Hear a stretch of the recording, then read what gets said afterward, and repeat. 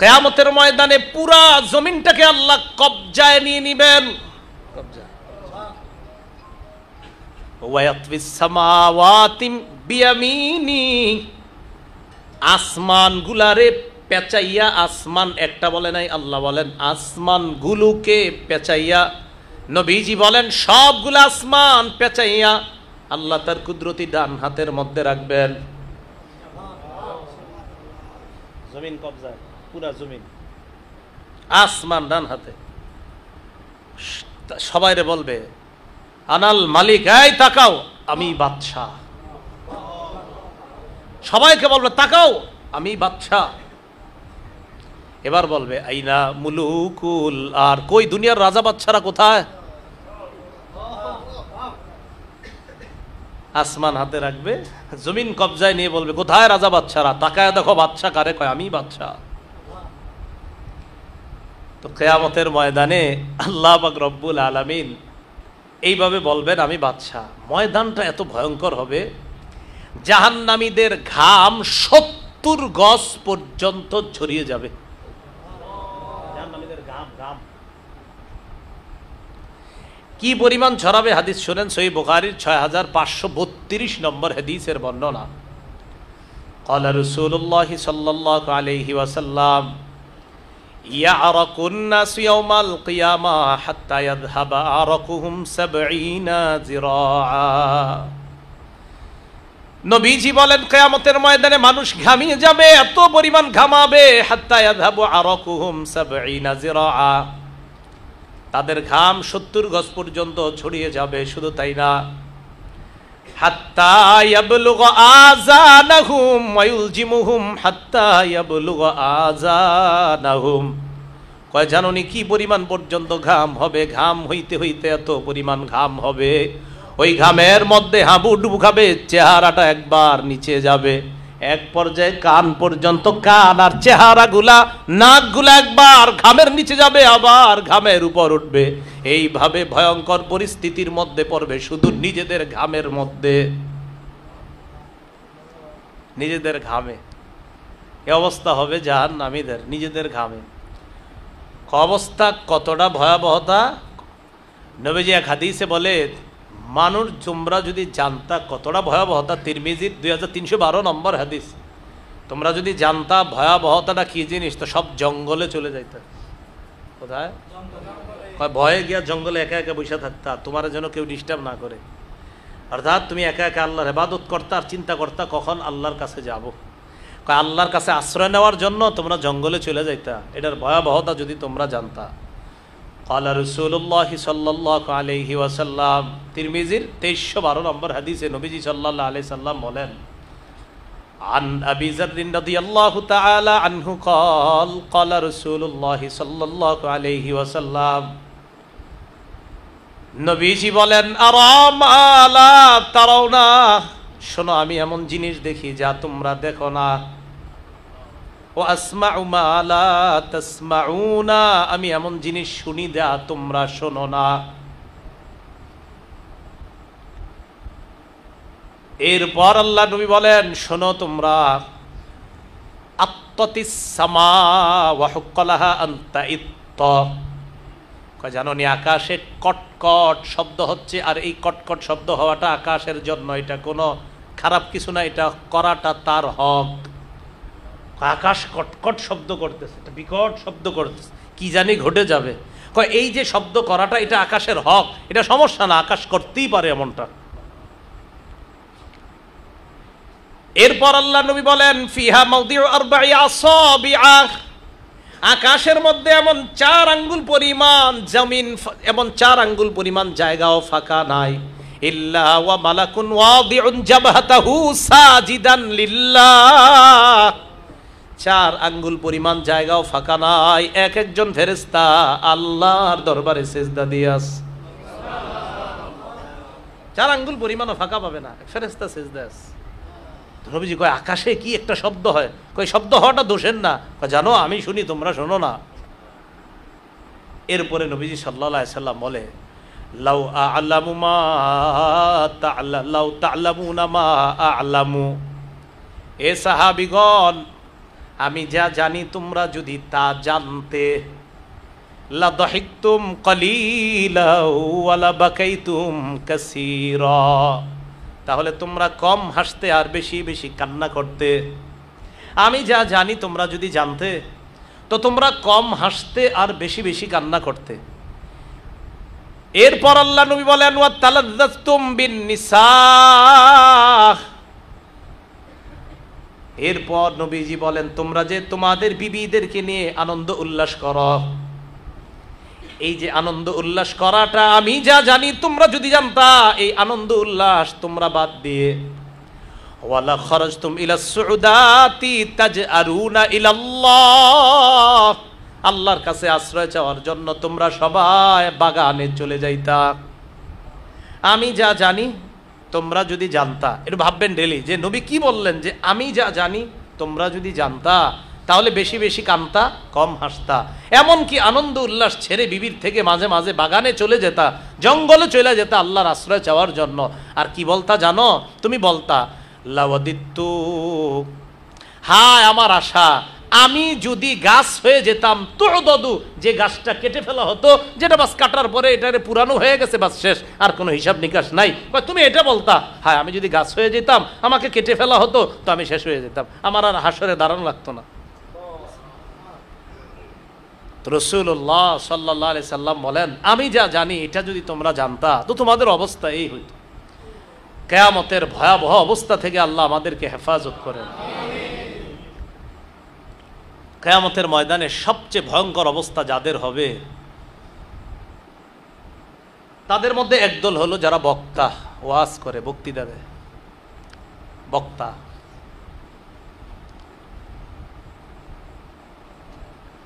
বুখারীর বর্ণনা আসছে, মুসলিমের বর্ণনা, নাসাই, আবু দাউদ, ইবনে মাজাহ সব বর্ণনা আসছে। রাসূলুল্লাহ সাল্লাল্লাহু আলাইহি সাল্লাম বলেন ইউজাউ বির-রাজুলি ইয়াউমাল কিয়ামাহ, কিয়ামতের ময়দানে এক ব্যক্তিকে আনা হবে, ফায়ুলকা ফিন-নার, লোকটারে এনে ধাক্কা মেরে জাহান্নামে ফেলে দেওয়া হবে। জাহান্নামে ফেলে দেওয়ার পর ফাতানদালিকু আকতাবু বাতনিহি, পেটের নারী বুড়ি সব বের হয়ে যাবে।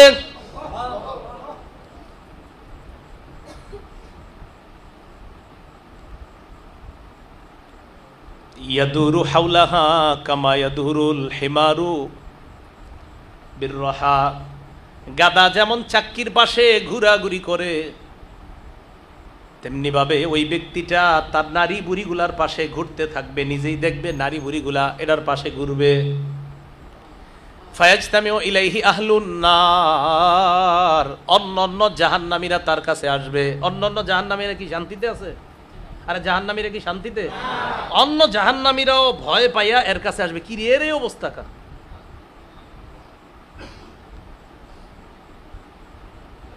জাহান্নামীরা আসবে, আসার পর বলবে কি ব্যাপার, তোমাকে তো চেনা চেনা লাগে, আলাম তাকুন তা'মুরুনা বিল মারুফ ওয়া তানহানা আনিল মুনকার, তুমি কি ওই ব্যক্তি না যে আমগরে সৎ কাজের আদেশ কর্তা, অসৎ কাজের নিষেধ কর্তা? তুমি ওই লোক না? তুমি কি ওই ব্যক্তি না? তুমি যে আমাদেরকে সৎ কাজের আদেশ কর্তা, অসৎ কাজের নিষেধ কর্তা, মানুষ তোমার দাওয়াত দিয়ে নিত, তুমি ওয়াজ কর্তা, তুমি সে না? তো ওই ব্যক্তি বলবে হ্যাঁ আমি সে। কুনতু আমুরুকুম বিল মারুফ, আমি তোমাদেরকে ভালো কাজের আদেশ করতাম, নামাজ পড়ার কথা বলতাম। ওয়ালা আতিহি, আমি নিজেই ভালো কাজ করতাম না। ওয়া আনহাকুম আনিল মুনকার ওয়ালা আতিহি, ওয়া আনহাকুম আনিল মুনকার ওয়া আতিহি, আমি তোমাদেরকে অসৎ কাজ থেকে নিষেধ করতাম, আমি নিজেই এগুলা করতাম। তো বক্তার কাছে আসবে, আসার পর বলবে কি ব্যাপার, তোমার এই অবস্থা কেন? তুমি না আমগরে ভালো কাজের আদেশ করতা, তোমার না আমরা ওয়াজ করতে নিয়ে যাইতাম, তুমি জাহান্নামে কেন? সে বলবে আমি তোমাদেরকে ভালো কাজের আদেশ করতাম, কুনতু আমুরুকুম বিল মারুফ ওয়া আতিহি, আমি তোমাদেরকে ভালো কাজের আদেশ করতাম, কুনতু আমুরুকুম বিল মারুফ ওয়ালা আতিহি, আমি ভালো কাজের আদেশ করতাম কিন্তু নিজে ভালো কাজ করতাম না। ও আনহাকুম আনিল মুনকার, অসৎ কাজ থেকে নিষেধ করতাম। ও আতিহি, আমি নিজে এগুলো করতাম। কিয়ামতের ময়দানে এই ব্যক্তির এই অবস্থা হবে। তো কিয়ামতের ময়দানটা আল্লাহ যখন কায়েম করবেন, কিয়ামতের ময়দানটা যখন কায়েম করবেন, মানুষের অবস্থাগুলা কি হবে? সহিহ বুখারীর 4712 নম্বর হাদিসের বর্ণনা। উতিয়া রাসূলুল্লাহ সাল্লাল্লাহু আলাইহি ওয়াসাল্লাম বিলাহমিন, রাসূলুল্লাহ সাল্লাল্লাহু আলাইহি সাল্লামকে গোশত দেওয়া হলো, গোশত খাওয়ার জন্য। ফারুফিয়া ইলাইহি যিরা, রানের অংশ দেওয়া হলো। ওয়াকানাত তুজিবুহু, রানের অংশ নবী মহব্বত করতেন, পছন্দ করতেন। রানের অংশটা নবীজির খুব ভালো লাগতো। আপনারা রানের অংশের গোশত মাঝে মাঝে খাইলে এইভাবে এই নিয়তে খাবেন, আমার হাবিব এটা পছন্দ করতেন, তাই আমিও পছন্দ করি, তাহলে মহব্বতটা একটু গাঢ় হবে। তো নবীজির এটা দেওয়ার পর কি করলেন? নাহাসা মিনহা, নাহাসা দাগান, যে এই রান থেকে একটা কামড় দিয়ে গোস্তটা নিছে, নেওয়ার পর এমনি রইছে, খাইতেছে। পরে এইভাবে রইছে গোস্তটা নিয়ে। পরে নবীজি বললেন, আনা সাইয়্যিদুন নাসি ইয়াউমাল কিয়ামা, শোনো, কিয়ামতের ময়দানে যত মানুষ হবে সমস্ত মানুষের নেতা আল্লাহ আমাকে বানাবেন। হাল তাদরুনা মিম্মা যাকা, জানোনি তোমরা কিয়ামতের ময়দানটা কি, আর এটা কিভাবে আল্লাহ আমাকে নেতা বানাবেন? সাহাবীগণ বলেন, আল্লাহ আর তার নবী ভালো জানেন। নবী জবাব দিলেন, ইয়াজমাউল্লাহুন নাসাল আউয়ালিনা ওয়াল আখিরিনা ফি সাঈদিন ওয়াহিদ। কিয়ামতের ময়দান এমন একটা ময়দান, যেই ময়দানে আল্লাহ পাক রব্বুল আলামিন পূর্বাপর যত মানুষ, সব মানুষগুলাকে একটা মাঠের মধ্যে আল্লাহ দাঁড় করাবেন। দাঁড় করানোর পর ইউসমিউহুমুদ দাঈ, আমি মাইক ছাড়া যদি এখন আপনাদেরকে ডাক দেই, সামনের কয়েকজন শুনবেন, পিছনের অনেকে শুনবেন না। মাইক ছাড়া যদি আমি কথা বলি, বাহিরের অনেক মানুষ শুনবে না। কিয়ামতের ময়দানে একজন আহ্বানকারী সবাইকে ডাক দিবে। ডাক দেওয়ার পর আল্লাহ নবী বলেন, এক ডাকে সবাই তার ডাক শুনতে পাবে। যত মানুষ, সবাই সবাই, একদম সবাই, একজনও বাদ থাকবে না। তো আমাদেরকে যখন কেউ ডাক দেয়, এই ভাই, আমরা কি করি? কে ডাক দিল? রাসূল বলেন, কিয়ামতের ময়দানে ডাক দেওয়ার পর সবাই একসাথে এইভাবে দৃষ্টি দিবে, কে ডাক দিল রে, একসাথে। নবীজি বলেন, ওয়াতাদনু শামস, সূর্যটা একদম কাছাকাছি চলে আসবে। কাছাকাছি আসার পর ফায়াবলুগুন নাস মিনাল গাম্মি ওয়াল কারাবি মা লা ইউতিকুনা ওয়া লা ইয়াহতামিলুন, মানুষ এমন ভয়ঙ্কর মুসিবতের মধ্যে পড়বে, পেরেশানির মধ্যে পড়বে, যেই মুসিবত আর যেই পেরেশানি ধারণ করার ক্ষমতাই থাকবে না।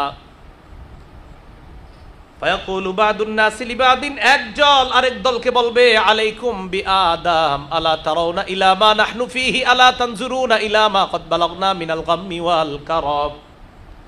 একদল আরেক দলকে বলবে, দেখো না কি বিপদে আছি, আব্বা আদমের কাছে চলো, আজকে আব্বা ছাড়া আমাদের জন্য সুপারিশ কে করবে, আর বলো চলো আব্বার কাছে যাই। ফায়াতুনা আদম, বাবা আদমের কাছে যাবে। যাওয়ার পর বলবে, আনতা আবুল বাশার, আপনি হলেন মানুষের পিতা। খলাকাল্লাহু বিয়াদিহি, আল্লাহ আপন কুদরতি হাতে আপনাকে বানাইছে। ওয়া নাফাখা ফীকা মির রূহিহি, আল্লাহ আপনার মাঝে রূহ দিয়েছেন। শুধু তাই না, ওয়া আমারাল মালাইকাতা ফাসাজাদু লাক, সব ফেরেশতাদেরকে আল্লাহ হুকুম করেছেন, ফেরেশতারা আপনি মাটির তৈরি আদমকে নূরের তৈরি সব ফেরেশতারা সেজদা দিছে। আল্লাহ সেজদা দেওয়াইছে আপনারে, তো কি করব? আল্লাহ তারা ইলা মা নাহনু ফিহি, আব্বা আমরা কি বিপদে আছি আপনি দেখেন না? ইশফা লানা ইলা রাব্বিক, আব্বা একটু রবের কাছে সুপারিশ করেন। আদম নবী এখন যেই জবাবটা দিবে, এখন এটা শোনার পর এই জবাবটা আমার আপনার প্রতিদিন অনেকবার মনে করা দরকার। জবাবটা দেখেন কি দেয়।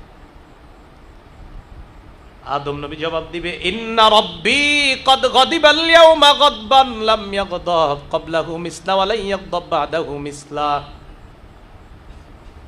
আদম নবী বলবে, আজকে আমার রব এত রাগ করে আছে, আজকের মতো এত রাগ কখনো করে নাই, আজকের পর এত পরিমাণ রাগ আর কখনো করবে না।